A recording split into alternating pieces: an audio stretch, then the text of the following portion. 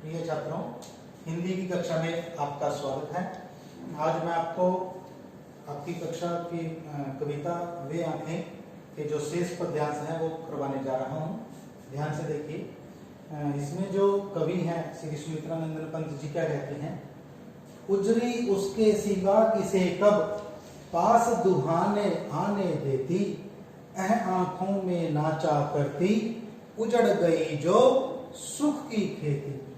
कवि कहता है कि उजरी उसके सिवा, उजरी उसकी गाय का नाम है, उसके विषय में वो बता रहे हैं कि जो उसकी गाय उजरी है वह उसके सिवा किसी को कभी उसका जो दूध है वो दुहाने नहीं देती थी।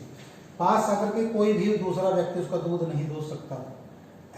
अरे आंखों में नाचा करती, अरे आह भरी है उसने जो उसको याद आ रही है अपने जीवन की पिछली स्मृतियां, पिछली यादें।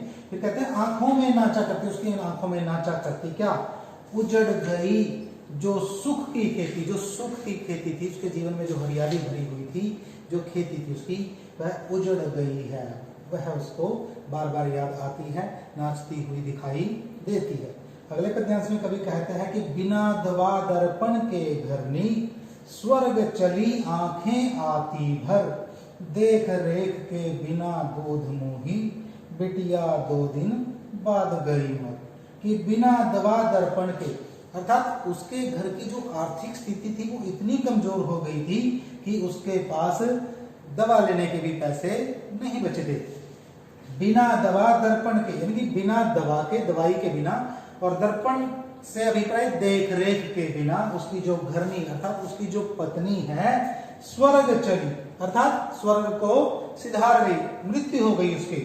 आंखें आती भर, उसको याद करके उस किसान की जो आंखें हैं बार बार भर आती हैं। देख रेख के बिना, अर्थात अब वो देख रेख नहीं कर पा रहा था किसकी, दूध मुही, दूध पीती हुई एक छोटी जो बिटिया थी, वह भी उसकी एक दूध मुही, दूध पीने वाला छोटा बच्चा, उसकी बिटिया उसके घर पे थी। उसकी पत्नी के 2 दिन बाद वह भी क्या गई, मर गई। फिर अगले पद्यांश में कवि कहता है, घर में विधवा रही पतोहू, लक्ष्मी थी यद्यपि पति घातिन, पकड़ मंगाया कोतवाल ने, डूब कुएं में मरी एक दिन।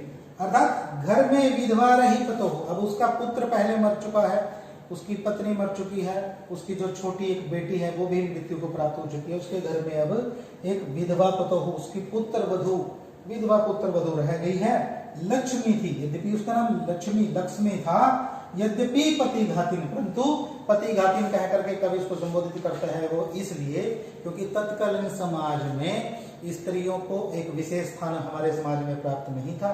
यदि किसी स्त्री का पति पहले मर जाए तो उसको पति घातिन कह करके कई बार संबोधित किया जाता था। पकड़ मंगाया कोतवाल ने, कोतवाल ने क्या किया, उसको घर से मंगवा लिया, और इस शर्मिंदगी की वजह से वह डूब कुएं में मरी एक दिन वो भी कुएं में डूब करके मर गई। अगले पद्यांश में कवि कहता है, खैर पैर की जूती जोरू, न सही एक दूसरी आती, पर जवान लड़के की सुध कर, सांप लौटते फटती छाती। कवि कहता है खैर पैर की जूती जोरू, जोरू माने पत्नी। मैंने आपको पहले भी कहा कि तत्कालीन समाज में कवि की जो ये शब्दावली है इससे स्पष्ट हो रहा है कि तत्कालीन समाज में स्त्रियों को कोई विशेष दर्जा प्राप्त नहीं था, अर्थात पुरुष के मुकाबले स्त्रियों को अधिक सम्मान नहीं दिया जाता था। इसलिए उसके विषय में कहा गया है कि खैर पैर की जूती जोरू, की जो जोरू है, जो पत्नी है, उसको पांव के जूते के समान समझा जाता था, जो कि एक अच्छी बात नहीं है। न सही एक दूसरी आती, अर्थात एक न रही तो दूसरी आ जाती है, ऐसा मान लिया, ऐसा कहा जाता था।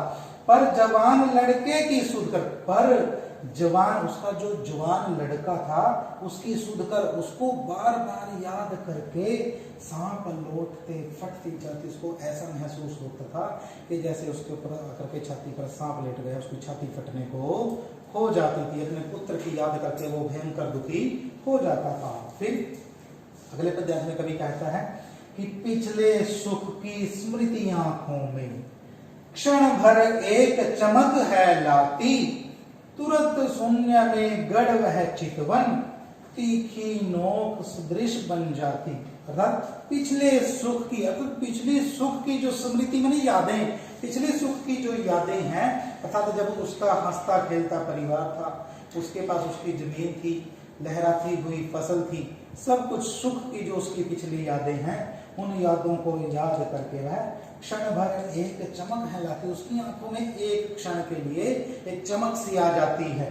तुरंत शून्य में गढ़ वह चितवन उसका, परंतु तुरंत जब उसको वास्तविक समय में, वर्तमान में जो उसके जो स्थिति हो गई है, उसकी वो सारे के सारे सुख दूर चले गए हैं, उसकी जमीन उससे छिन गई है, उसकी पत्नी, उसका पुत्र मारा गया है, तब वो सारी बातें याद करके उसका जो चितवन, उसका जो हृदय है वो शून्य में गड़ जाता है, और वो सारी की सारी जो नई बातें हैं तीखी नोक सदृश, एक तीखी तेज धार वाली नोक बन करके उसके समान उसकी आंखों में आकर के चुभने लगती है। प्यारे बच्चों, आशा करता हूँ आपको कविता समझ में आई होगी, परंतु यदि फिर भी आपको कहीं पर कोई भी समस्या आती है तो उसके लिए आप मुझे कॉल कर सकते हैं या व्हाट्सएप पर मेरे साथ संपर्क कर सकते हैं। धन्यवाद।